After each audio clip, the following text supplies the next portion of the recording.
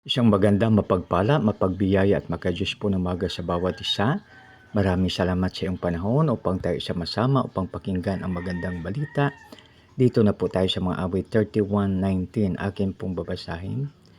Kay sagana ng mabubuting bagay, lalaan sa mga sa iyo'y gumagalang. Nalalaman ng lahat ang iyong kabutihang loob. Matatag ang pag-ingat sa nagtiwala sa iyong lubos. Purihin nawa ang Diyos sa pagbasa ng kanyang salita. Tayo po'y manalangin. Panginoon, maraming salamat po sa iyong kagandahang loob sa bawat isa sa amin. Lord, maraming salamat sa pangalan ni Jesus na aming Panginoon at tagapagligtas. Lahat po ay magsabi ng Amen. So dito mga kaibigan, ating babasahin sa muli. Kay sagana ng mabubuting bagay na laan sa mga sa iyo'y gumagalang.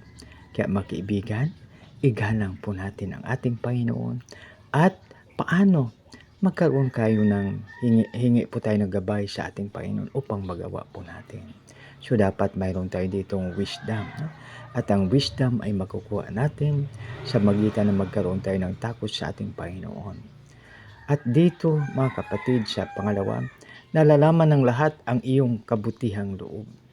Matatag ang pag-ingat sa nagtitiwala sa iyong lubos. Mga kaibigan, kung magtiwala tayo ng lubos sa ating Panginoon, iingatan po tayo.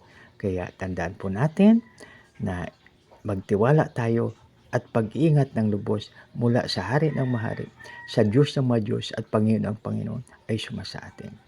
Maraming salamat. God bless us all. Merry Christmas sa lahat. Tayo na po ay manalangin. Panginoon, maraming salamat po sa iyong salita. Maraming salamat po, Lord. Tulungan mo kami na ito ay aming maalaala at aming ma-share at gamitin mo po kami, Panginoon, sa makapangyarang paraan para sa iyong kaluwalhatian. Sa aming dakilang Diyos, ang Diyos na labam isa katakob, dinadalhin po namin ito sa matamis na pangalan ng iyong anak na si Jesus na aming Panginoon at takapagligtas. Lahat po ay magsabi ng Amen. Maraming salamat sa muli. God bless us all.